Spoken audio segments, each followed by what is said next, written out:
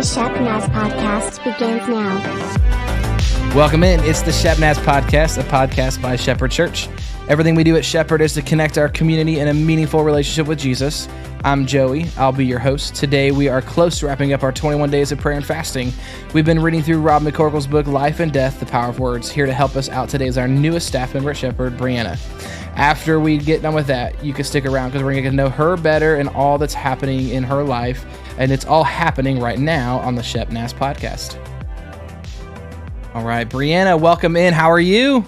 Good. How are you? I'm doing fine. Good. Doing fine. Glad to have you here. Brand new on the team, but not brand new to Shepherd. Mm-hmm. And we'll talk more about that.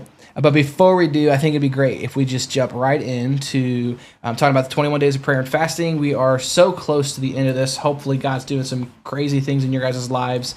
We've been looking at Rob McCorkle's book, Life and Death, The Power of Words. Today's chapter is entitled Words of Encouragement. So would you give us an overview of what Rob was talking about here? Yeah. So he starts off with a verse out of Hebrews. It's Hebrews chapter 3, verse 13.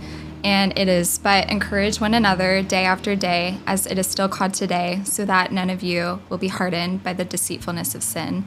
And he kind of goes on to talk about the word encouragement and how it actually has several meanings, which I thought was really interesting. Mm-hmm. I never thought of it in that way, but it's a call to action, to invite someone to fulfill a task, to give comfort, or to exhort someone. And so I've always kind of looked at encouragement as like comfort or to fulfill hope or instill confidence in someone. So that was an interesting perspective, knowing that there's different meanings.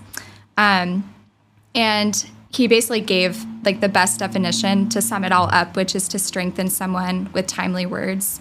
And I love how he used the word timely because it goes back to the verse where it talks about as it is still called today, meaning that we are to act on that and to give out encouragement today and not to wait and put it off, which I think some of us, myself included, have been guilty of.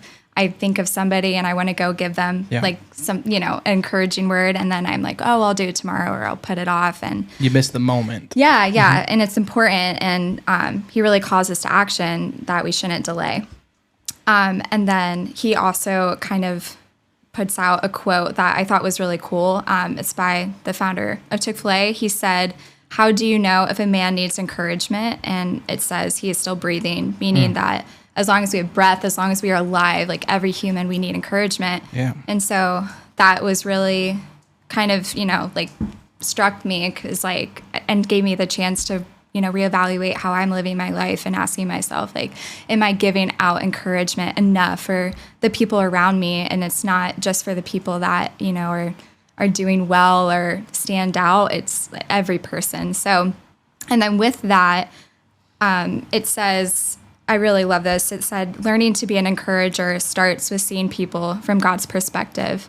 And that really convicted me because, it's not just, like I said, the people that, may be doing really awesome. And I think I tend to gravitate towards those people. Like if I recognize they're doing good or, it's easy to cheer them on. Yeah. And so I will really encourage those types of people. But I think of the people in my life that maybe I just don't pay attention to, maybe like acquaintances or even people that have wronged me or hurt me in the past, or if I don't, not that I don't get along with anybody, but, people like that, it's like, and why am I not taking the time to give out that encouragement? And it's to see them through God's eyes and not what we see on the surface, but what they could become through the power of the Holy Spirit and of grace. And so it was really, really cool. So, yeah. You said that, to not see them what we see, but to see what they could be. And that's really what it's like to live with a kingdom mindset, is that to be able to see the way people that, like, when God looks at somebody, because he stands outside of time, he sees what could come, what will come. And that's what we're trying to do, is what could they be if God is able to break through in their life. Very good. So you mentioned, is there anything else? I mean, you mentioned a couple of things that challenged you. Is there anything else that maybe kind of drove home the point that you were reading? Yeah. So towards the end, he says, like, encouragement is a daily assignment. And so while I was reading, I'm trying to think of like practical ways that I can not just, read and forget it, but actually incorporate it into my daily life. And so, and I was praying through it too. And I feel like I really want to instill the habit, because I want to make it a habit where I will prayerfully ask, like, Lord, who do you want me to speak to today? Like, who do you want to encourage that I can offer, those words of encouragement to? But not only that, but be prayerful and ask him specifically, because I think it's easy to just throw out words of encouragement. Like, it's really easy on a whim, like, which isn't wrong. Like, it's okay to, but to be really intentional in seeking the Holy Spirit out of even just in a moment. And it could be like somebody, like the person at a grocery store, people that I may not know personally, but the Lord could, bring them to mind or point them out. And then with that, teaches us to listen and be a better listener of the Holy Spirit. And so, that's something I'm going to try to start doing and do it today and not wait for tomorrow, but, so. Good. Yeah.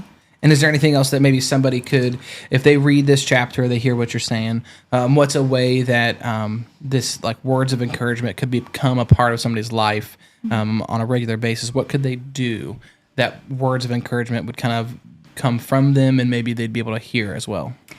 I think it just starts in prayer and spending time with the Lord, like every day, and having that time to be alone with God and, just be sourced by the Spirit, because we may not know what to say to somebody until we take the time to listen. And like I said, just being really intentional about that. And we don't have to have the right words, and just trust that the Lord will bring them to us. Good.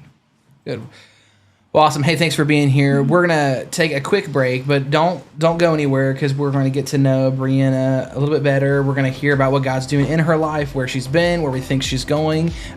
So don't leave. Stick around.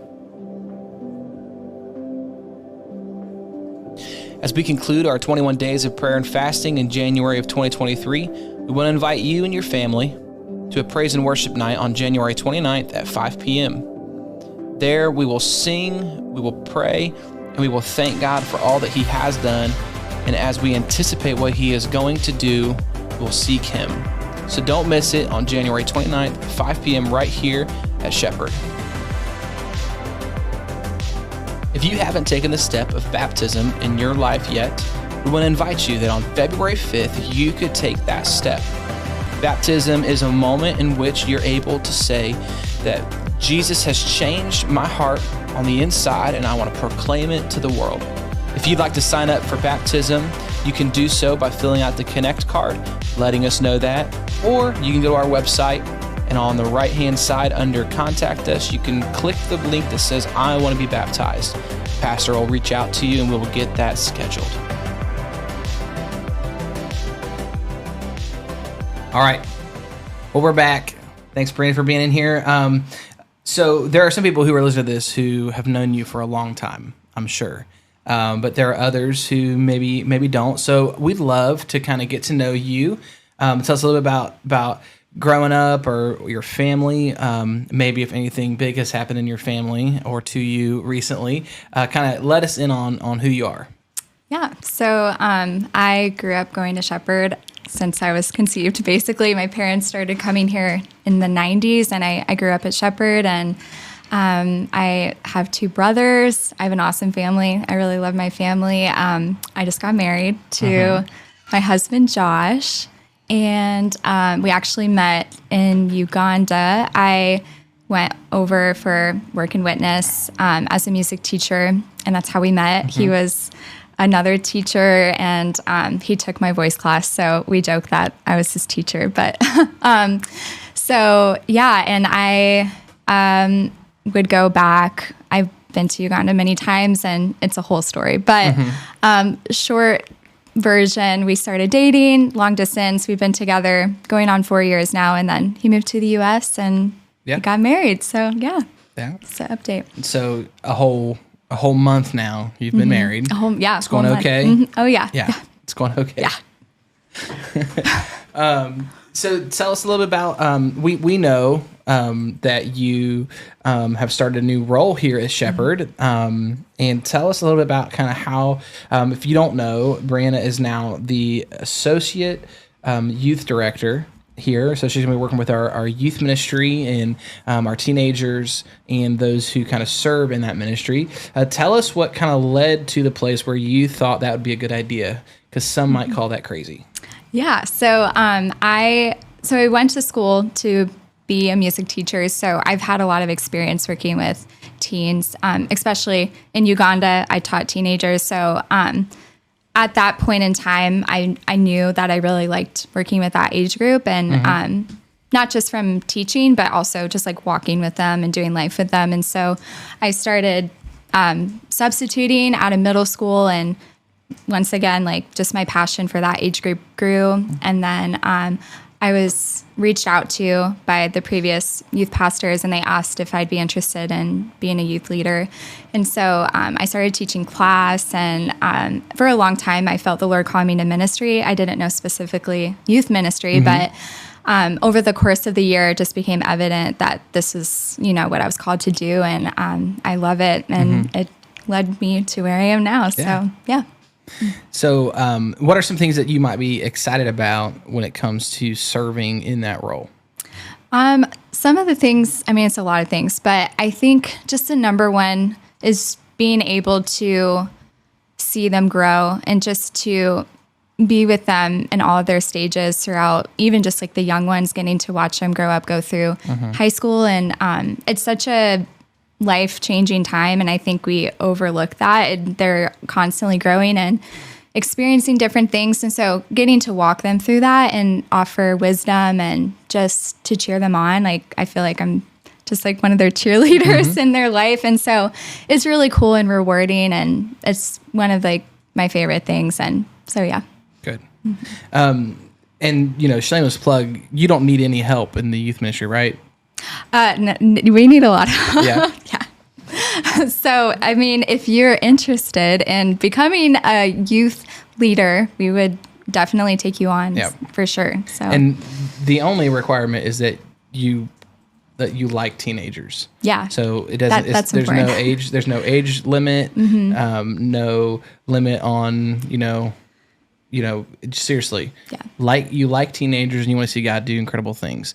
My favorite thing is some people think, well, I'm too old to be a youth leader. That's not true. One of my favorite quotes is that middle schoolers will gravitate to the oldest person in the room who takes them seriously. And so if you're looking for a place to serve, listen, they let me do this podcast, and if they thought we were going to talk about youth ministry where I wasn't shamelessly plugging that you need to come and be a part of it. But seriously, we would love for you to be a part of this team and join in with Bryanna, what she's doing, what God's doing with her. I'm trying to do the math here. Yeah. When people listen to this, it'll just be like one more day or 2 more days, and you will be taking 20 teenagers on a winter retreat. And so if you would be able to ask our listeners to pray for that, what could they pray for? Just transformation. Getting to go on retreats like this, it's a chance to kind of step away from everyday life, and it's really an opportunity for our teens to really encounter the Holy Spirit.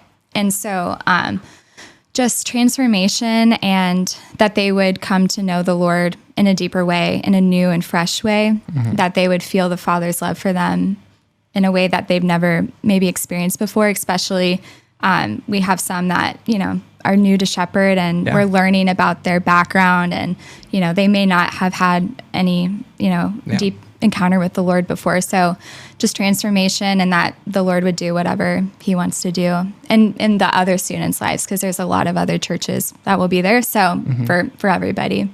Good. Well, I love youth ministry, and so this is going to become a youth ministry podcast, and I'm going to talk for the next hour and a half about it. Or I should probably wrap it up. So I'm thankful for Bryanna for taking some time today to be with us. It's going to take care of our episode today. I'm not going to make you listen to me talk about youth ministry for an hour. Special thanks to Joe Ailshire for making this sound way better than it should. Be sure to subscribe wherever you are, wherever you find your audio. Please leave us a nice 5-star review. Don't forget that we've got an email that you can send your thoughts, your questions that you have, some funny memes to make us laugh. That email address is podcast@shepnaz.org. You can learn more about what God is doing at Shepherd through our app, various social media pages, and of course, online at shepnaz.org. For Bryanna, I'm Joey. Have a great rest of your day. This podcast is a production of the Shepherd Church of the Nazarene, Gahanna, Ohio. Email to podcast@shepnaz.org and let us know what you think.